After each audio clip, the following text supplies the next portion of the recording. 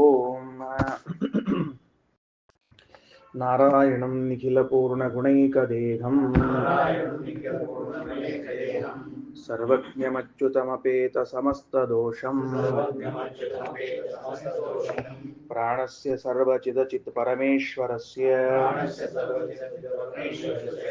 ಸಾಕ್ಷಾದಧೀಶ್ವರಮೀಯಾಂ ಶರಣಂ ರಮೇಶಂ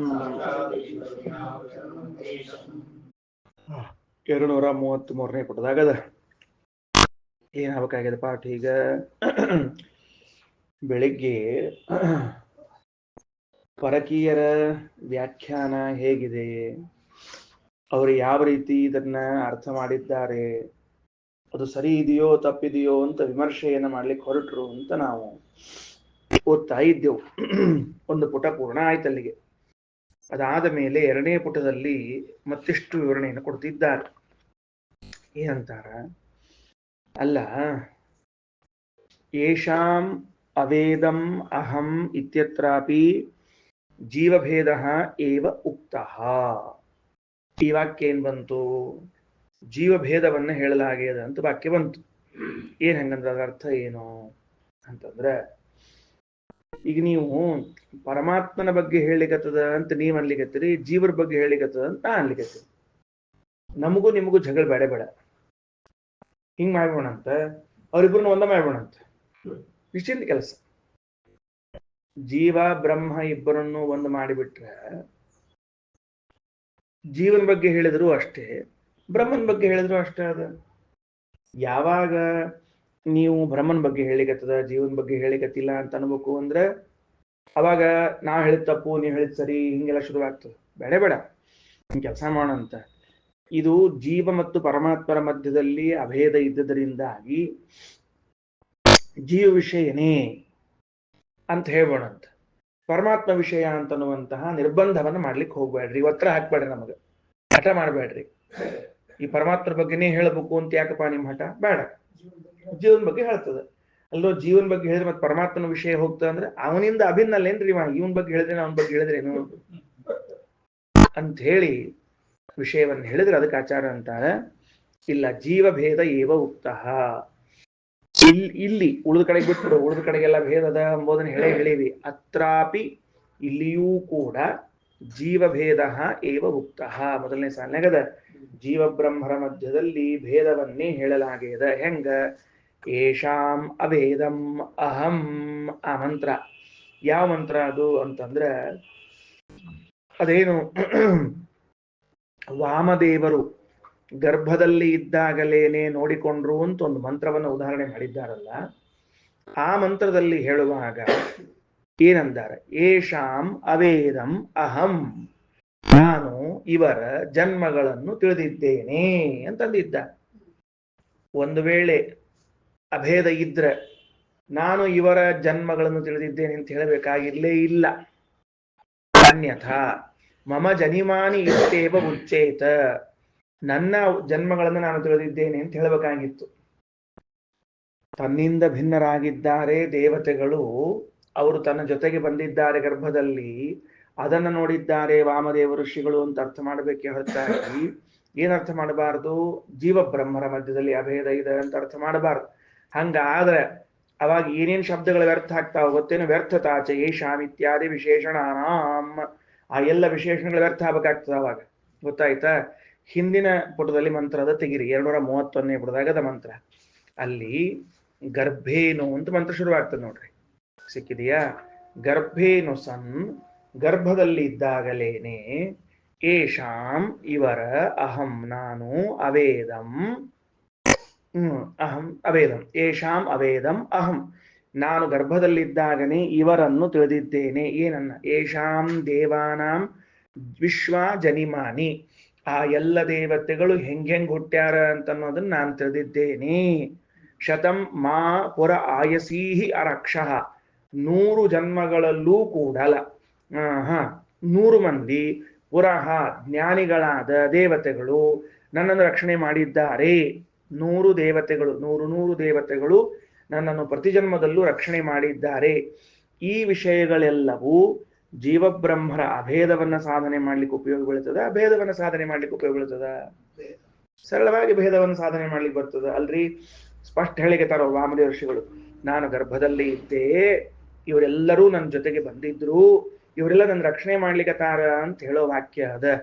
ಇದನ್ನ ಕೇಳಿದಾಗ ಜೀವ ಮತ್ತು ಬ್ರಹ್ಮರ ಭೇದವೇ ಸ್ಪಷ್ಟ ತಿಳಿದು ಬರ್ತಾ ಹೊರತಾಗಿ ಜೀವ ಬ್ರಹ್ಮರ ಐಕ್ಯ ತಿಳಿದು ಬರೋದಿಲ್ಲ. ಅದಕ್ಕ ಇವತ್ತಿನ ಪಾಠದ ಪೇಜ್ 33 ಅದಕ್ಕಂತಾರ ಅನ್ಯಥಾ ಮಮ ಜನಿಮಾನಿತ್ಯೇವ ಉಚ್ಚೇತ. ಅವಾಗ ಏನ್ ಅನ್ಬೇಕಾಗಿತ್ತು ಅವರು? ಯಾರು? ವಾಮದೇವ ಋಷಿಗಳು.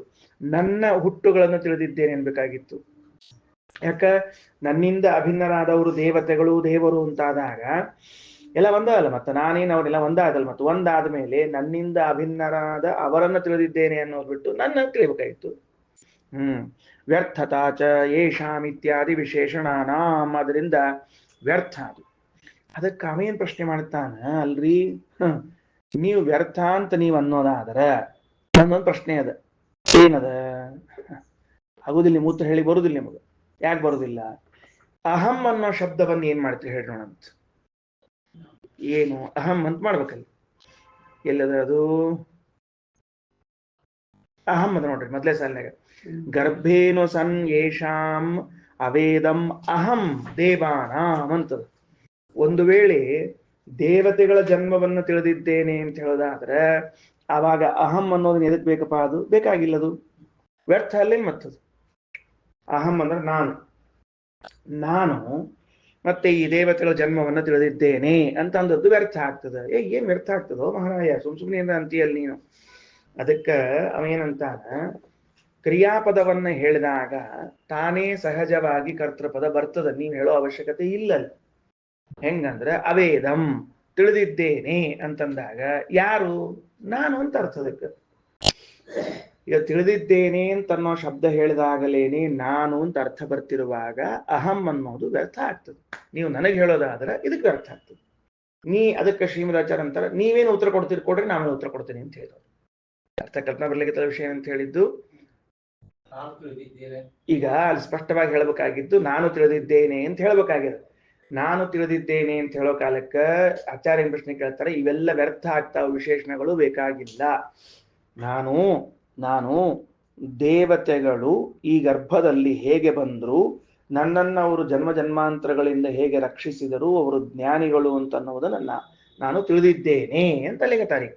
ಅಲ್ಲೇನ್ ಪ್ರಶ್ನೆ ಬಂತು? ಆಚಾರ್ಯಂದ್ರು, ಒಂದು ವೇಳೆ ಜೀವ ಹಾಗೂ ಬ್ರಹ್ಮರ ಅಭೇದವನ್ನ ಹೇಳಬೇಕು ಅಂತ ಇಲ್ಲಿ ಅಭಿಪ್ರಾಯ ಬಿದ್ದಿದ್ರೆ ಆಗ ನನ್ನ ಅಂತಿಷ್ಟು ಹೇಳಿ ಸಾಕಾಗಿತ್ತು, ಅಥವಾ ಅವೇದಂ ಅಂದ್ರೆ ಸಾಕಾಗಿತ್ತು.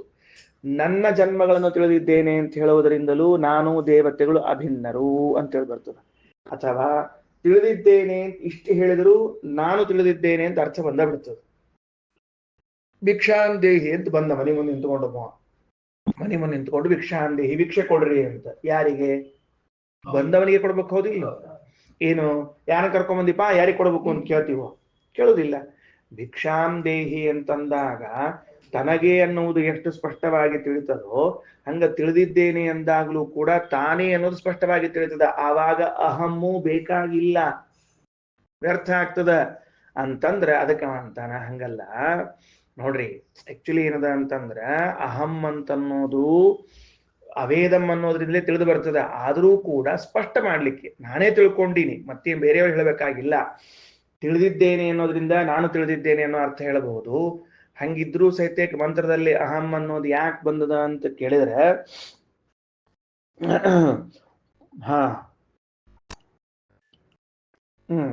ಯಾಕೆ ಬಂದದ ಅಂತ ಕೇಳಿದ್ರೆ ನಾನೇ ತಿಳ್ಕೊಂಡೀನಿ ಅಂತ ಹೇಳಬೇಕಾಗ್ಯದ, ಬೇರೆಯವ್ರು ಯಾರು ತಿಳಿಸಿಲ್ಲ, ಮತ್ತದನ್ನ ಇನ್ಯಾರೋ ತಿಳಿಸಿಲ್ಲ ನನಗದನ್ನ. ಆ ವಿಷಯ ನಾನೇ ತಿಳ್ಕೊಂಡಿ, ಆ ಅವತ್ತು ಬರ್ಲಿಕ್ಕೆ ಸ್ಪಷ್ಟ ಮಾಡ್ಲಿಕ್ಕೆ ಹೇಳಿದ್ದಾರೆ ಅಂತವ ಅಂದ್ರ ಅದಕ್ಕೆ ನಿಮ್ ಪಕ್ಷದೊಳಗೂ ವ್ಯರ್ಥನೇ ಇಲ್ಲ. ಮತ್ತಿದು ನಿಮ್ ಪಕ್ಷದಾಗೂ ಅದು ಆಗ್ತದೆ.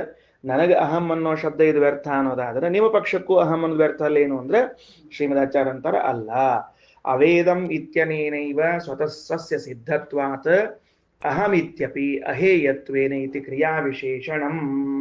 ಅಹಂ ಅನ್ನೋದು ಕ್ರಿಯಾ ವಿಶೇಷಣ ಮಾಡಿಕೊಳ್ಳಬೇಕು. ಎರಡು ತರಹದ ವಿಶೇಷಣಗಳು ಇರ್ತಾವ್ರಿ. ಏನ್ ಎರಡು ತರಹದ ವಿಶೇಷಣಗಳು? ಒಂದು ಕ್ರಿಯಾ ವಿಶೇಷಣ, ಒಂದು ಅವೇನು ವ್ಯಕ್ತಿ ಇದ್ದಾನ, ಕರ್ತೃಪದ, ಕರ್ತೃ ಮತ್ತೆ ಕರ್ಮ, ಇವುಗಳಿಗೆ ವಿಶೇಷಣ ಅಂತ ಇರ್ತದೆ.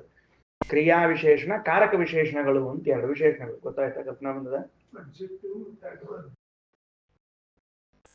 ಅದೇ ಅಬ್ಜೆಕ್ಟಿವ್ ಅಂದ್ರೆ ವಸ್ತು ವ್ಯಕ್ತಿಗೆ ವಿಶೇಷಣ. ಅಡ್ವರ್ಬ್ ಕ್ರಿಯಾ ವಿಶೇಷಣ. ಅಡ್ವರ್ಬ್ ಕ್ರಿಯಾ ವಿಶೇಷಣ. ಅದಕ್ಕೆ ಕ್ರಿಯಾ ವಿಶೇಷಣವನ್ನಾಗಿ ಹೇಳಬೇಕು. ಈಗ ಉದಾಹರಣೆಗೆ ಏನು ಅಂತಂದ್ರೆ ದೃಷ್ಟಾಂತ ಹೆಂಗ ಕ್ರಿಯಾ ವಿಶೇಷಣ ಹೆಂಗ್ ಮಾಡ್ಕೋಬೇಕು, ವ್ಯಕ್ತಿ ವಿಶೇಷಣ ಹೆಂಗ್ ಕಾರಕ ವಿಶೇಷಣ ಹೆಂಗ್ ಮಾಡ್ಕೋಬೇಕು. ಸೀತಾಪತಿ ರಾಮ ಗತಃ ಅಂತದ. ಸೀತಾಪತಿಯಾದ ರಾಮನು ಹೊರಟ ಅಂದ್ರೆ ಇದು ರಾಮ, ಸೀತಾಪತಿ ಅನ್ನೋ ವಿಶೇಷಣ ರಾಮನಿಗೆ ಇದು, ಹೌದಾ. ಸೀತಾಪತಿ ರಾಮ ಶನೈಹಿ ಗತಃ, ಸೀತಾಪತಿಯಾದ ರಾಮನು ಮೆಲ್ಲಗೆ ಹೋದ. ಅದು ಮೆಲ್ಲಗೆ ಅನ್ನೋದು ಯಾವ್ದಕ್ಕೆ ವಿಶೇಷಣ? ಅದು ಕ್ರಿಯಾಕ್ ವಿಶೇಷಣ. ಹೊರತಾಗಿ ಸೀತಾಪತಿ ವಿಶೇಷಣ ಮಾಡ್ಕೊಳ್ಳಿ. ಶನೈಹಿ ಸೀತಾಪತಿ ಗತಃ ಅಲ್ಲಿ ಬರುದಿಲ್ಲ ಅಲ್ರಿ, ಅರ್ಥ ಹೇಳೋಣ ಅಂತ.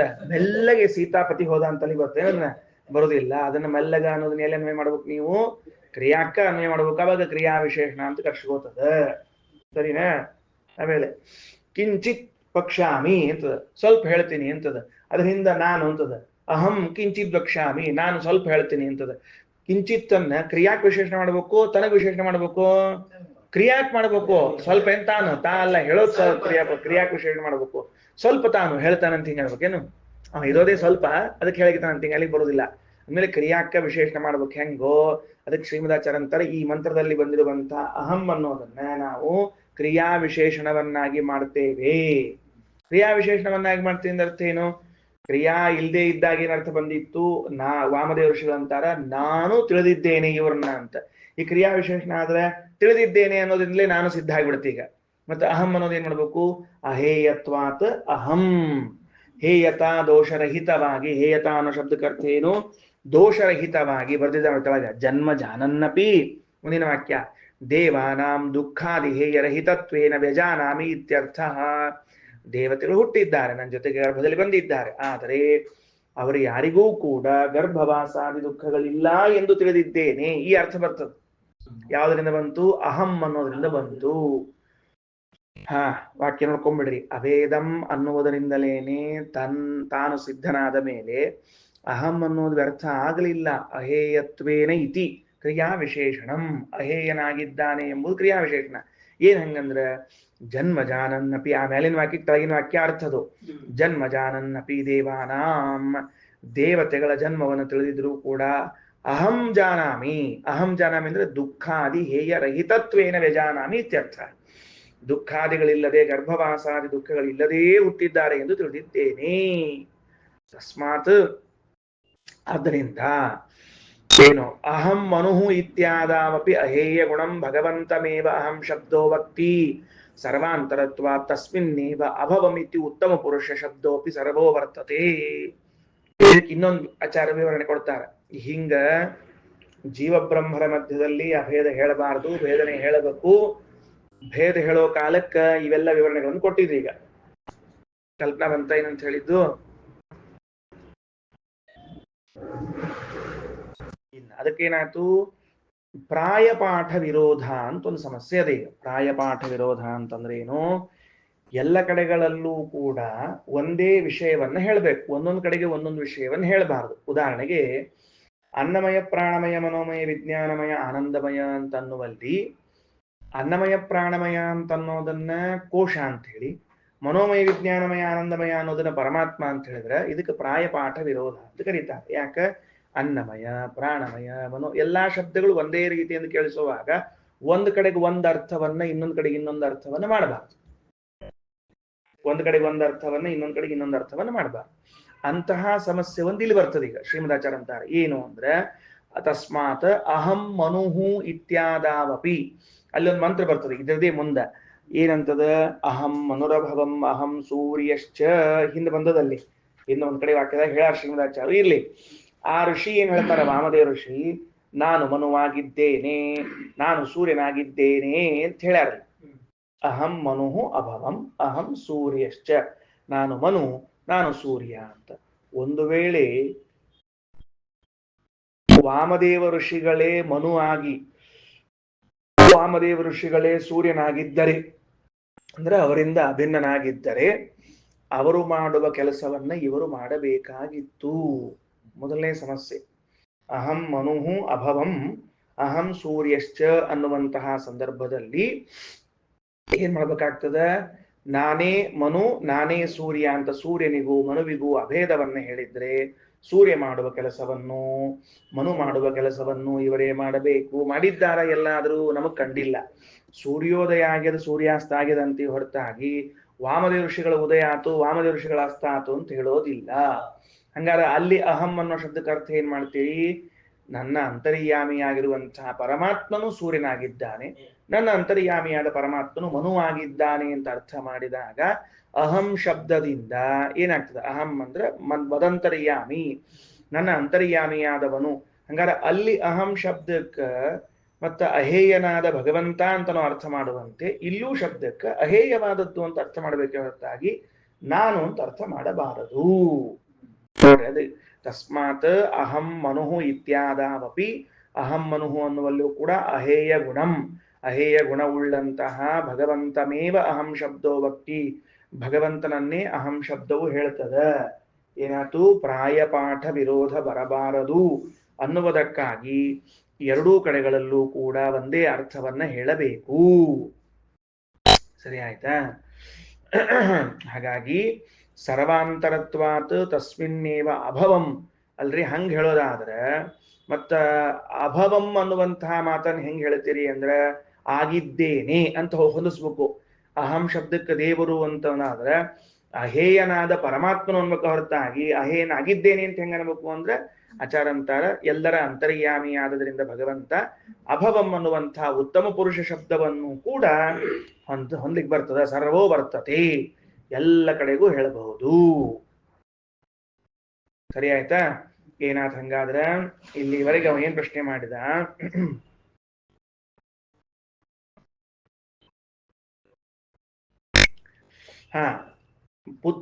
ಪಿತಾ ಪುತ್ರರ ಸಂಬಂಧ, ಪುತ್ರನ ಉಪಚಾರ ಮಾಡಿದ್ರೆ ಅವನಲ್ಲಿರುವಂತಹ ಪರಮಾತ್ಮನ ಆರಾಧನೆ ಆಗ್ತದ ಅಂತ ನಾವು ಹೇಳಿದ್ವಿ. ಅದೇ ಹೇಳ್ದೇನೆ ಜೀವಬ್ರಹ್ಮರ ಮಧ್ಯದಲ್ಲಿ ಐಕ್ಯ ಅದ. ಆ ಜೀವಬ್ರಹ್ಮರ ಮಧ್ಯದಲ್ಲಿ ಐಕ್ಯ ಇದ್ದರಿಂದ ಜೀವನನ್ನ ಹೇಳಿದ್ರು ಅಷ್ಟೇ, ಬ್ರಹ್ಮನನ್ನ ಹೇಳಿದ್ರು ಅಷ್ಟೇ, ಯಾಕೆ ನೀವು ವಿರೋಧ ಮಾಡ್ತೀರಿ ಅಂತ ಕೇಳಿದ್ರೆ ಆಗ ಶ್ರೀಮದಾಚಾರ್ಯ ಅಂತಾರ, ವಾಮದೇವ ಋಷಿಗಳು ಏನಂದಾರ? ಈ ದೇವತೆಗಳ ಜನ್ಮಗಳನ್ನು ನಾನು ತಿಳಿದಿದ್ದೇನೆ ಎಂಬ ಮಾತಿನಲ್ಲಿ ಸ್ಪಷ್ಟವಾಗಿ ನಮಗೇನ್ ತಿಳಿಲಿಕ್ಕತ್ತದ ಅಂತಂದ್ರ ಜೀವಬ್ರಹ್ಮರ ಭೇದವೇ ನಮಗೆ ಕಾಣ್ತಾ ಇದೆ. ಯಾಕಂದ್ರ ಇಲ್ಲಿ ದೇವತೆಗಳು ಮತ್ತು ಪರಮಾತ್ಮ ಇಬ್ಬರನ್ನೂ ಹೇಳಿದ್ರಿಂದಾಗಿ ಸ್ಪಷ್ಟವಾಗಿ ಏನ್ ಕಾಣ್ಲಿಕ್ಕತ್ತದ? ಭೇದ ಕಾಣ್ತಾ ಇದೆ. ಆಯ್ತಾ? ಆಮೇಲೆ ಒಂದು ವೇಳೆ ಅಭೇದ ಇದ್ದದ್ದಾದರೆ ತನ್ನ ಜನ್ಮಗಳನ್ನೇ ಹೇಳಿಕೊಳ್ಳುವ ಅಭಿಪ್ರಾಯವಿದ್ದರೆ ಮಮ ಜನಿಮಾನಿ ಅಂತ ಹೇಳ್ಬೇಕಾಗಿತ್ತು, ನನ್ನ ಜನ್ಮಗಳನ್ನ ಅಂತ ಅನ್ಬೇಕಾಗಿತ್ತು, ನಾನು ತಿಳಿದಿದ್ದೇನೆ ಅನ್ನಬಾರದು. ಅವಾಗ ನಿಮ್ಮ ಅಭಿಪ್ರಾಯ ಬರ್ಬೇಕಾದ್ರೆ ಮಮ ಅಂತ ಒಂದು ಹೊಸ ಶಬ್ದ ತರಬೇಕು, ಅವಾಗ ಹೊಸ ಶಬ್ದ ತರಬೇಕಾಗ್ತದೆ. ಅದರಿಂದ ಆ ಅಭಿಪ್ರಾಯ ವ್ಯರ್ಥ. ಆಮೇಲೆ ಈ ದೇವತೆಗಳ ನಾನು ಎಂಬುವಂತಹ ಪದಗಳೆಲ್ಲ ವ್ಯರ್ಥ ಆಗ್ತದೆ. ಇನ್ನು ತಿಳಿದಿದ್ದೇನೆ ಅಂತನ್ನುವಂತಹ ಅರ್ಥದಿಂದಲೇ ಹೇಳ್ತೀವಿ ಅಂದ್ರೆ ತಿಳಿದಿದ್ದೇನೆ ಎಂಬುದರಿಂದಲೇನೆ ಮತ್ತ ಅಹಂ ಅನ್ನೋದು ಸಿದ್ಧ ಆಗಿಬಿಡುವುದರಿಂದ ಮಂತ್ರದಲ್ಲಿ ಅಹಂ ಬೇಕಾಗಂಗಿಲ್ಲ. ಹಿಂಗಾಗಿ ಜೀವಬ್ರಹ್ಮರ ಮಧ್ಯದಲ್ಲಿ ಐಕ್ಯ ಅಲ್ಲ.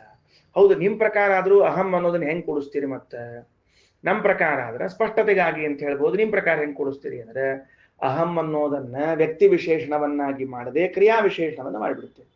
ಕ್ರಿಯಾ ವಿಶೇಷಣವನ್ನ ಮಾಡಿಬಿಟ್ಟ ಮೇಲೆ ಅವೇದಿಶಂ ತಿಳಿದುಕೊಂಡೆ. ಏನಂತ ತಿಳ್ಕೊಂಡೆ?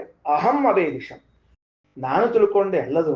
ಅಹೇಯರಾಗಿದ್ದಾರೆ ದೇವತೆಗಳು, ಅವರು ಗರ್ಭದಲ್ಲಿದ್ರೂ ಕೂಡ ಅವರಿಗೆ ಯಾವುದೇ ಗರ್ಭವಾಸಾದಿ ದುಃಖಗಳಿಲ್ಲ ಎಂದು ತಿಳ್ಕೊಂಡಿದ್ದೇವೆ. ಹಿಂಗ ಅರ್ಥ ಹೇಳಿಕ್ ಬರ್ತದೆ. ಅಂದ್ಮೇಲೆ ಯಾವ ತೊಂದರೆ ಇಲ್ಲ.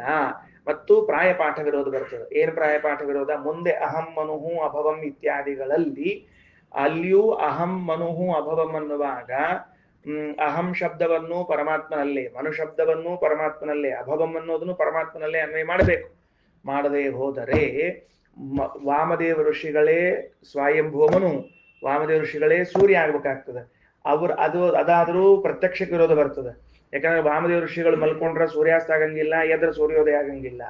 ಮತ್ತ ವಾಮದೇವ ಋಷಿಗಳು ಮನುವಿನ ಕಾರ್ಯವನ್ನು ಮಾಡಿಲ್ಲ ಅಂದ ಮೇಲೆ ಅಲ್ಲಿ ಏನ್ ಮಾಡ್ಬೇಕು? ಅಹಂ ಅನ್ನೋದಕ್ಕೆ ಪರಮಾತ್ಮ, ಮತ್ತ ಸೂರ್ಯ ಅನ್ನೋದಕ್ಕೆ ಅವರು, ಅಭವಂ ಅನ್ನೋದಕ್ಕೆ ಅವ್ರು ಹಿಂಗೆಲ್ಲ ಮಾಡ್ಬೇಕಾಗ್ತದೆ.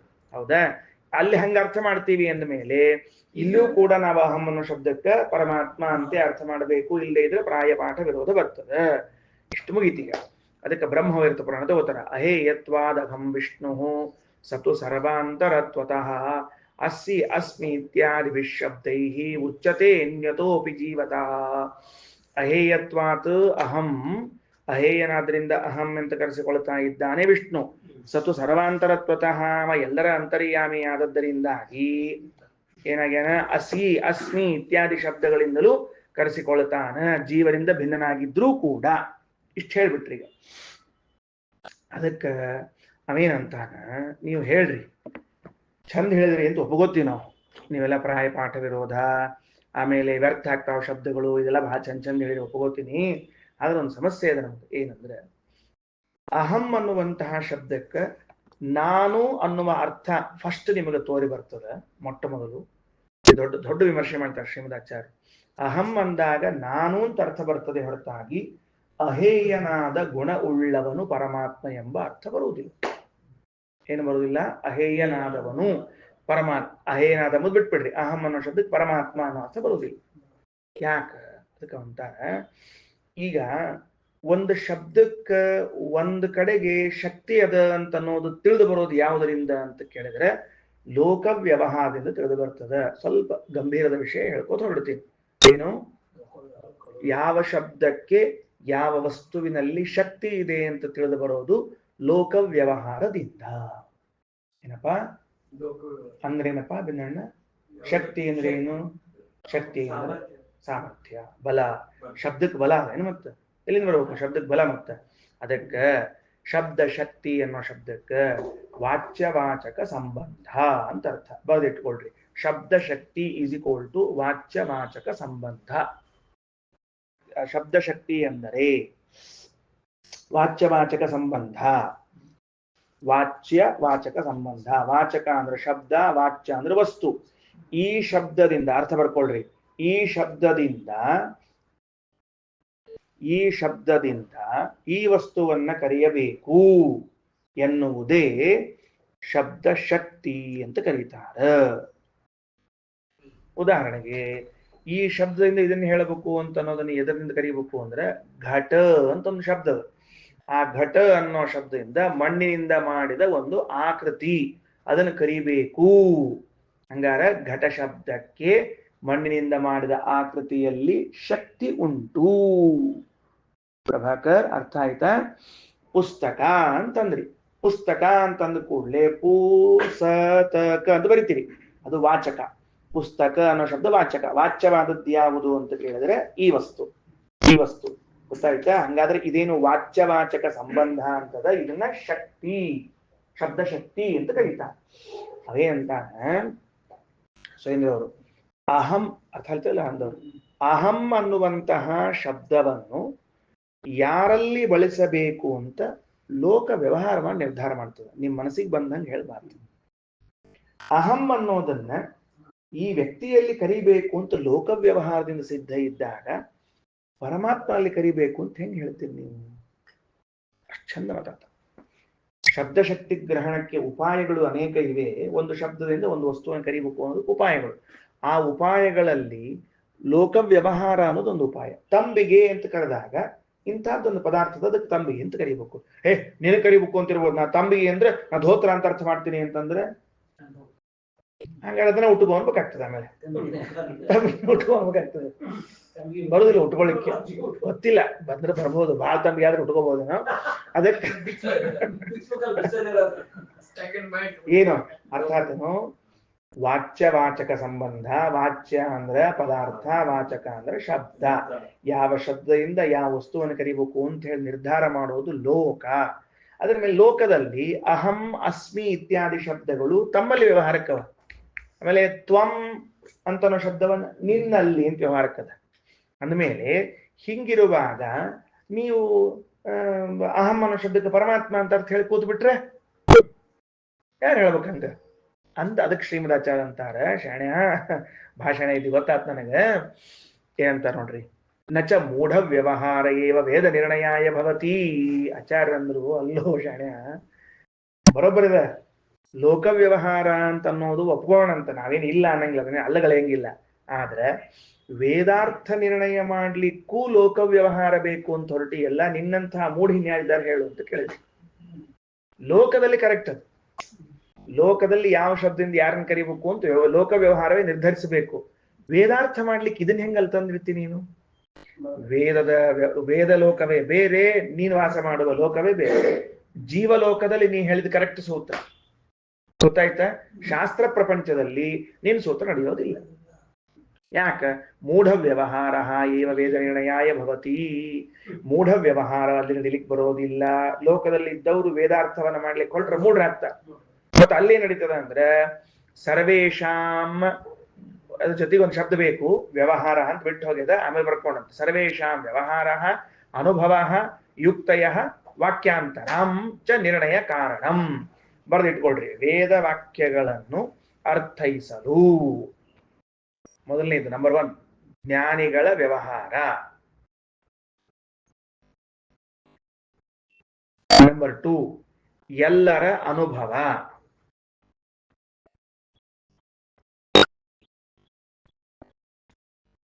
ನಂಬರ್ 3 ಯುಕ್ತಿಗಳು. ನಂಬರ್ 4 ವಾಕ್ಯಾಂತರ.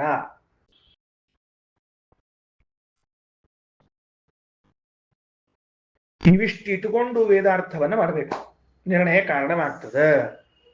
ಅವೇನಂದ, ಲೋಕ ವ್ಯವಹಾರ ಒಂದು ಸಾಕು ಅಂದ್ರೆ ಒಂದು ಶಬ್ದಕ್ಕೆ ಎಲ್ಲಿ ಅರ್ಥ ಹೇಳಬೇಕು ಅನ್ನೋದನ್ನ ಲೋಕ ನಿರ್ಧರಿಸ್ತದ. ಲೋಕ ನಿರ್ಧರಿಸಿತು ಅಂದ್ರೆ ಆ ಶಬ್ದಕ್ಕೆ ಅಲ್ಲೇ ಅರ್ಥ ಹೇಳಬೇಕು, ಬೇರೆ ಕಡೆಗೆ ಅಲ್ಲ ಅಂತ ನೀ ಅನ್ನೋದಾದ್ರೆ ಆಚಾರ್ಯರು ವೇದಾರ್ಥ ನಿರ್ಣಯಕ್ಕೆ ಇದು ಉಪಯೋಗ ಬೀಳುವುದಿಲ್ಲ. ಅಲ್ಲಿ ವ್ಯವಹಾರ, ಲೋಕ ವ್ಯವಹಾರ ಸಾಲೋದಿಲ್ಲ. ಲೋಕ ವ್ಯವಹಾರದ ಜೊತೆಗೆ ಲೋಕದ ಅನುಭವ, ಯುಕ್ತಿಗಳು, ವಾಕ್ಯಾಂತರಗಳು ಬೇಕು. ಎಲ್ಲರ ವ್ಯವಹಾರ ಅಂದ್ರೆ ಸರ್ವೇಶಾಂ ವ್ಯವಹಾರ ಅಂದ್ರೆ ಜ್ಞಾನಿಗಳ ವ್ಯವಹಾರ ಬೇಕು. ಎಲ್ಲಿ? ವೇದಾರ್ಥ ನಿರ್ಣಯ ಮಾಡ್ಲಿಕ್ಕೆ. ಲೋಕದಾಗ ನೀ ಬೇಕಾದ ಒಪ್ಪುವ ಅಜ್ಞಾನಿಗಳ ವಾಕ್ಯಗಳು ನಡೀತದೆ, ಅಲ್ಲೇನು ಸಂಬಂಧ ಇಲ್ಲ. ಎರಡನೆಯದ್ದು ಅವರ ಅನುಭವ ಬೇಕು, ಮೂರನೇದ್ದು ಯುಕ್ತಿಗಳು ಬೇಕು, ನಾಲ್ಕನೇದ್ದು ವಾಕ್ಯಾಂತರಗಳು ಬೇಕು. ಉದಾಹರಣೆಗೆ ಏನು ಅಂದ್ರೆ ಅಹಂ, ಅಹಂ, ತ್ವಂ ಇತ್ಯಾದಿ ಶಬ್ದಗಳನ್ನ ಜ್ಞಾನಿಗಳು ಭಗವಂತನಲ್ಲೇ ಬಳಸುತ್ತಾರೆ. ಫಸ್ಟ್ ಬರ್ಕೊಳ್ರಿ. ನಂಬರ್ 1 ದೃಷ್ಟಾಂತ, ಒಂದಕ್ಕ ಕೆಳಗ ದೃಷ್ಟಾಂತ ಒಂದನ್ನು ಬರ್ಕೋಬೇಕು. ನಂಬರ್ 1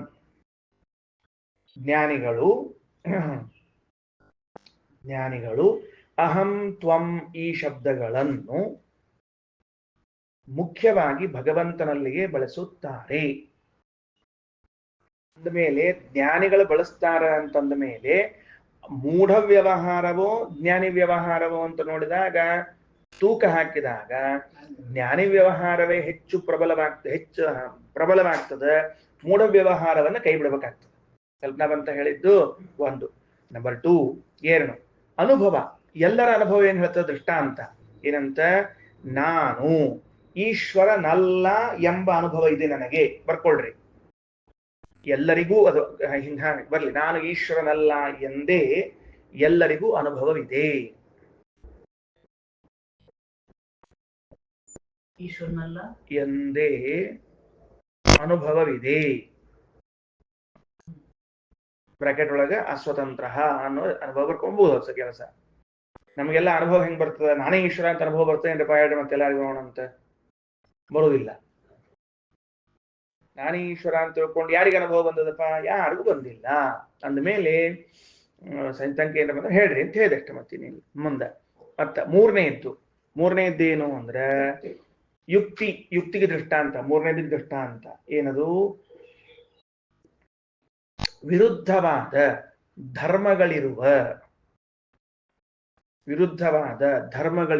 ಎರಡು ವಸ್ತುಗಳು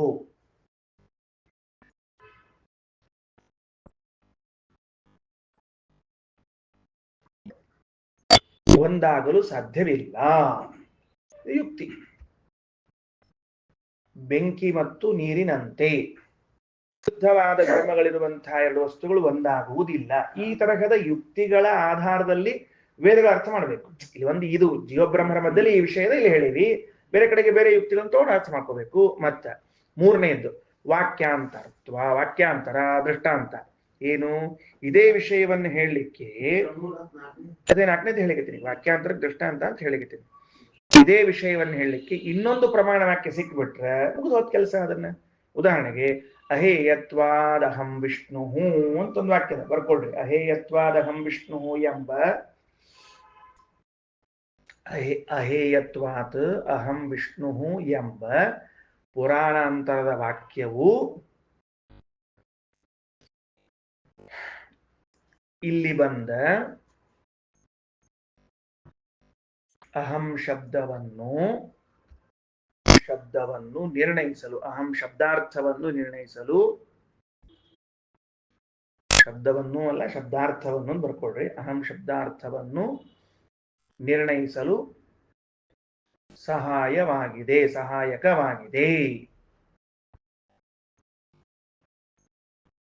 ಸರಿ ಆಯ್ತಾ? ಮುಗಿದೋದ ಕೆಲಸ. ಅಂದ ಮೇಲೆ ವೇದಾರ್ಥ ನಿರ್ಣಯ ಮಾಡುವುದಕ್ಕೆ ಎಲ್ಲರೂ ಜ್ಞಾನಿ ವ್ಯವಹಾರ, ಎಲ್ಲರ ಅನುಭವ, ಯುಕ್ತಿಗಳು, ವಾಕ್ಯಾಂತರ ಇವು ನಾಲ್ಕಿದ್ದಾಗ ವೇದಾರ್ಥ ಮಾಡಬೇಕು ಹೊರತಾಗಿ ಮೂಢ ವ್ಯವಹಾರದಿಂದ ಅಲ್ಲ. ಲೋಕದಲ್ಲಿ ಮೂಢರು ಅಹಂ ಶಬ್ದವನ್ನ ತಮ್ಮಲ್ಲಿ ಬಳಸ್ಯಾರ, ತ್ವಂ ಶಬ್ದವನ್ನು ನಿನ್ನಲ್ಲಿ ಬಳಸ್ಯಾರ. ಆದರೆ ಜ್ಞಾನಿಗಳು ಅಹಂ ತ್ವಂ ಇವೇ ಮೊದಲಾದ ಶಬ್ದಗಳನ್ನು ಪರಮಾತ್ಮ ಉಪಯೋಗಿಸ್ಕೊಂಡಾರ. ಈಗ ಮೂಢ ವ್ಯವಹಾರವೋ ಜ್ಞಾನಿ ವ್ಯವಹಾರವೋ ಅಂತ ತಿಳ್ಕೊಂಡು ಹೇಳಿದ್ರೆ ಯಾರನ್ನು ತಗೋತೀರಿ ನಾವು? ಜ್ಞಾನಿ ವ್ಯವಹಾರ ತಗೋತೀವಿ ಹೊರತಾಗಿ ಮೂಢ ವ್ಯವಹಾರವನ್ನು ತಗೊಳ್ಳೋದಿಲ್ಲ. ಯಾಕಂದ್ರೆ ಎಲ್ಲಾ ಪ್ರಸಂಗದಲ್ಲಿ ಜ್ಞಾನಿ ವ್ಯವಹಾರ ತಗೊಂಡು ಇಲ್ಲೊಂದು ಪ್ರಸಂಗದಾಗ ಮೂಢ ವ್ಯವಹಾರ ತಗೊಳ್ಳಿ ಬರೋದಿಲ್ಲ. ಸರ್ವತ್ರ ಮೂಢ ವ್ಯವಹಾರವನ್ನೇ ತಗೊಳ್ಳೋದಾಗಿದ್ರೆ ಜ್ಞಾನಿ ವ್ಯವಹಾರ ಅಂತ ಲೋಕದಲ್ಲಿ ಇರ್ಲೇಬಾರ್ದಾಗಿತ್ತು.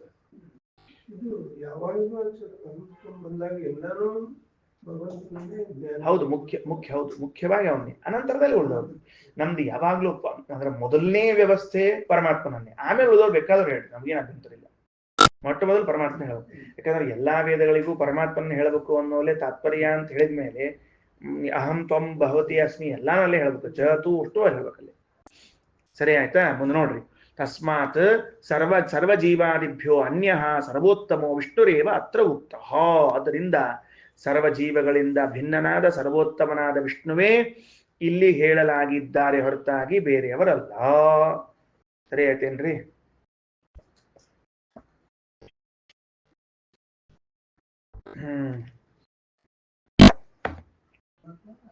ಅಂತಂದ್ರೆ ವ್ಯರ್ಥ ಆಗಿತ್ತು ಅಂತಂತ ನಾವು ಹೇಳಿದ್ವಿ. ಆ ವ್ಯರ್ಥ ಆಗಿದ್ದನ್ನ ನಾವು ಏನ್ ಮಾಡಿದ, ಪರಿಹಾರ ಮಾಡ್ಕೊಂಡಿದ್ದ. ಅವಾಗ ಏನಂತ ಸ್ಪಷ್ಟಾರ್ಥತೆಗಾಗಿ ಅಂತ ಹೇಳಿದ್ದ ಆಗಲೇ. ಅಂದ್ರೆ ಅವೇದಂ ಅಭವಂ ಅನ್ನುವಂತಹ ಉತ್ತಮ ಪುರುಷ ಪ್ರಯೋಗ ಅದ ಎಲ್ಲಿ? ಆ ಮಂತ್ರದಲ್ಲಿ ಅವೇದಂ ಅಭವಂ ಅನ್ನುವಂತಹ ಪ್ರಯೋಗ ಇದ್ದಾಗ ಅಲ್ಲೇನಾಗ್ತದ? ಉತ್ತಮ ಪುರುಷ ಪ್ರಯೋಗಾದೇವ ಅಹಮಿತಿ ಸಿದ್ಧೆ. ಅಹಂ ಅಂತ ಸಿದ್ಧ ಆಗ್ತದೆ.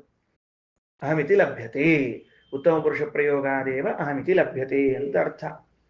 ಅಲ್ಲಿ ಒಂದು ಶ್ಲೋಕ, ಇದು ಅನುವ್ಯಾಖ್ಯಾನದ ಮಂಗಳಾಚರಣಕ್ಕೆ ವ್ಯಾಖ್ಯಾನ ಮಾಡುವಾಗ ಶ್ರೀಮದಾಚಾರ್ಯರು ಹಂಗೆ ಬರೀತಾರೆ, ಟೀಕಾರ ಹಂಗೆ ಬರೀತಾರೆ.